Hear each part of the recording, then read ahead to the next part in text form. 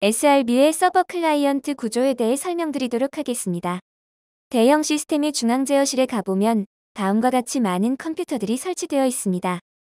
그중 실제 PLC와 통신을 수행하는 게이트웨이가 있습니다. 일반적으로 이중화로 설정합니다. 나머지 OS들은 모두 게이트웨이에서 데이터를 받아가도록 설정합니다. 게이트웨이가 PLC 데이터를 받아서 모든 HMI에 제공하고 있습니다. 어디서든 DB를 변경하거나 그래픽을 변경하면 모두 배포하는 형태대로 구성하고 있습니다. 이 구성을 어떻게 설정하는지 설명드릴 것입니다. 세대의 PC를 보여드릴 것입니다. 지금 현재 실행되고 있는 이 PC가 202번에 해당하는 게이트웨이 슬레이브입니다. 나머지 두 대의 PC는 원격으로 접속할 것입니다. 그래서 먼저 어떻게 동작하는지 보여드리고 그 다음 설정 방법을 설명드리겠습니다. 201번 원격 PC입니다.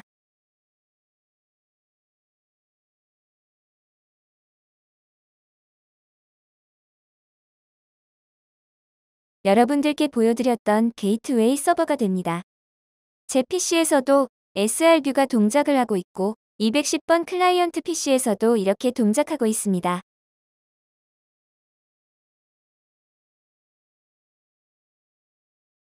이제 동작하는 것을 보여드리도록 하겠습니다. 먼저 제어를 해보겠습니다. 같이 볼 수 있게 하겠습니다.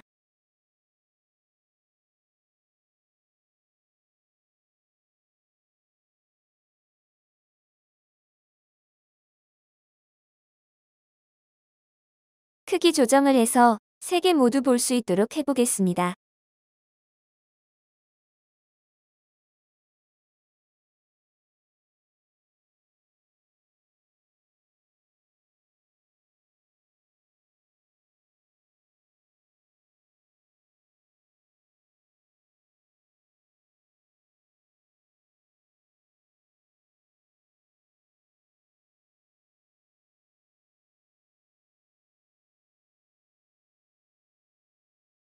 제 PC에서 제어를 해도 다 같이 동작하고 여기에서 제어를 해도 다 같이 동작합니다. 감시 제어 데이터가 동기화되는 것은 당연히 기본적인 내용입니다. 그 다음 DB를 수정하겠습니다. 태그 편집기를 실행합니다.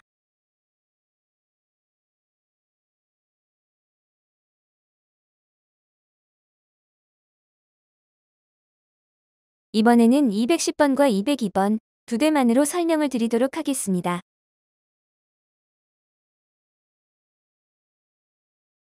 디자이너를 띄우고 태그 편집기에서 편집해 보도록 하겠습니다.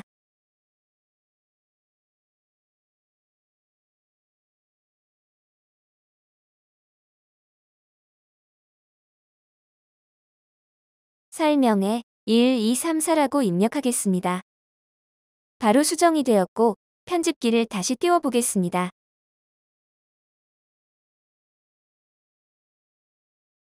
수정이 되어 있습니다. 뷰에서 확인하겠습니다.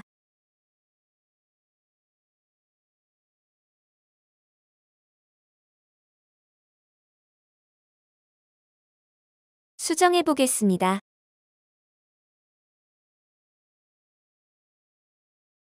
뷰에서는 바로 확인이 가능합니다. 1, 2, 3, 4를 입력하면 바로 수정이 되는 것을 보실 수 있습니다. 그래픽 파일은 어떻게 될까요? 그래픽은 편집할 때마다 전송이 될 경우 네트워크 부하가 너무 많이 걸리게 됩니다. 파일 메뉴를 보시면 저장하기가 있고 저장 및 배포가 있습니다. Alt S키를 누르시면 저장 및 배포가 됩니다. 두 군데 배포를 하도록 설정해 놓았고 배포가 되고 있습니다.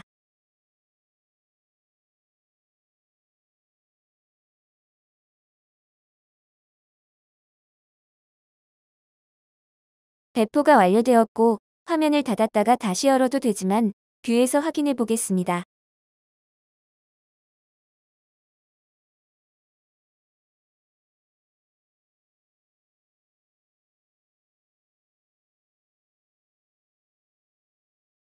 뷰에서 배포되어 있다는 것을 확인할 수 있습니다.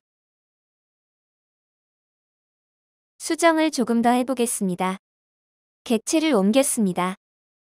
Alt S키를 눌러 배포하면 배포가 될 것입니다. 물론 배포 설정을 해주셔야 배포가 됩니다. 배포가 완료되면 그 화면을 바로 볼 수 있는 상황입니다. 이제 설정하는 방법에 대해 설명드리도록 하겠습니다. 먼저 스테이션 정의입니다. 각각의 컴퓨터를 구분하기 위해서 스테이션을 정해야 합니다. 한 대의 컴퓨터가 설치되어 감시 제어를 하는 경우에는 스테이션은 정의할 필요가 없습니다. 여러 대의 컴퓨터가 서로 통신을 할 경우 정의를 해야 합니다. 예제로 20대의 컴퓨터를 등록해 두었습니다. 201번, 202번, 203번, 204번 등 번호를 설정해서 각각의 스테이션을 등록했습니다. 이 스테이션의 경보 발생, 통신 대기 시간, 진단 시간 등을 설정할 수 있습니다.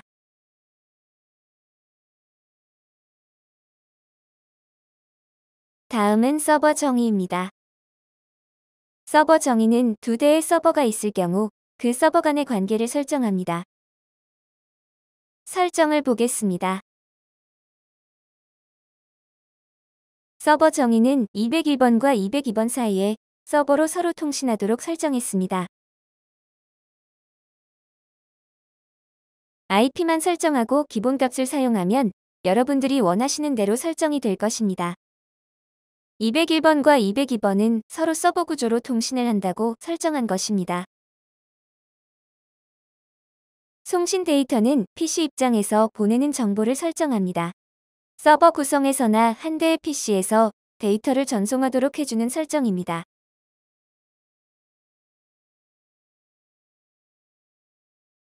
(203번부터) 순서대로 똑같은 인터페이스로 설정만 하면 서버 입장에서 각각의 클라이언트에게 데이터를 제공하는 설정을 마친 것입니다. 다음은 클라이언트 설정입니다. 210번으로 가보겠습니다. 210번에 클라이언트 설정이 되어 있으므로 보겠습니다. 수신 데이터 정의를 사용합니다. 서버로부터 데이터를 받는 설정입니다. 서버 두 대에서 데이터를 받으므로 두 대의 서버에 대한 정보를 설정해 놓은 것입니다.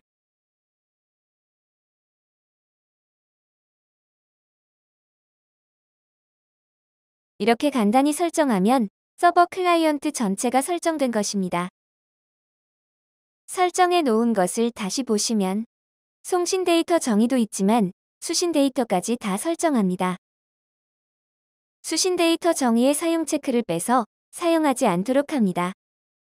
클라이언트 PC에는 서버와 송신 데이터를 다 구성한 다음에 서버 정의와 송신 데이터 정의의 체크는 다 빼고 수신 데이터만 체크해서 설정합니다. 즉, 서버 정의, 송신 데이터 정의, 수신 데이터 정의를 모두 다 해놓고 체크에 의해서 사용 여부를 결정하는 형태대로 설정을 많이 합니다. 수신 데이터 정의에 대해 잠깐 더 살펴보겠습니다. 서버 정의와 송신 데이터 정의는 IP를 설정할 수 있는 똑같은 인터페이스를 가지고 있습니다. 그런데 수신 데이터 정의의 경우 한 번 더 그룹이라는 부분으로 묶여 있습니다. 조금 더 큰 시스템에서는 여러 대의 서버로부터 나누어서 데이터를 받을 경우가 있습니다. 그래서 여러 대의 서버에서 데이터를 받을 때 그룹으로 각 서버들을 설정할 수 있도록 인터페이스를 제공하고 있다고 보시면 될 것 같습니다. 다음은 화면 배포 정의입니다. 조금 전에 Alt S키를 눌러 저장 및 배포를 실행했을 때 201번과 210번만 배포가 되었습니다. 나머지 스테이션에는 배포되지 않았습니다. 배포할 스테이션을 설정해 놓으면 그 스테이션들로만 전송이 되게 됩니다. 다음은 설정 배포입니다. 똑같이 스테이션별로 설정할 수 있는데 스크립트, 경향도 목록 등의 설정 데이터를 전송하도록 되어 있습니다. 이 데이터들은 각 스테이션별로 모두 동일하게 설정하지는 않습니다. 스테이션에 따라 필요한 경우가 있고 필요하지 않는 경우가 있으므로 이 설정 배포라는 부분으로 구분하여 배포할 수 있도록 구성되어 있습니다. 여기에서 배포를 누르게 되면 설정한 대로 배포가 됩니다. 배포할 스테이션을 추가하고 데이터를 전송할 것인지를 결정해서 설정을 하시면 그대로 설정이 되어 있게 됩니다. 이후에는 배포만 누르시면 설정한 대로 배포가 되는 인터페이스입니다. 마지막으로 인쇄 우선순위입니다. 대부분 중앙 제어실을 가보면 게이트웨이에 해당하는 서버들이 뒤쪽에 공간을 마련해서 따로 설치가 되어 있습니다. 그런데 프린트들은 대부분 앞에 나와 있습니다. 따라서 서버에서 인쇄하도록 설정해서 사용하려면 케이블 연결 등이 문제가 되어 앞에 있는 PC의 인쇄 우선순위를 설정할 경우가 많이 있습니다. 이 경우 서버와 상관없이 인쇄를 할 수 있도록 우선순위를 설정할 수 있습니다. 여기에 스테이션을 추가해주면 예를 들어 201번, 202번, 203번까지만 추가해 보겠습니다. 201번이 살아있으면 201번에서 인쇄가 되고 201번 PC를 종료했으면 202번에서 인쇄가 될 것입니다.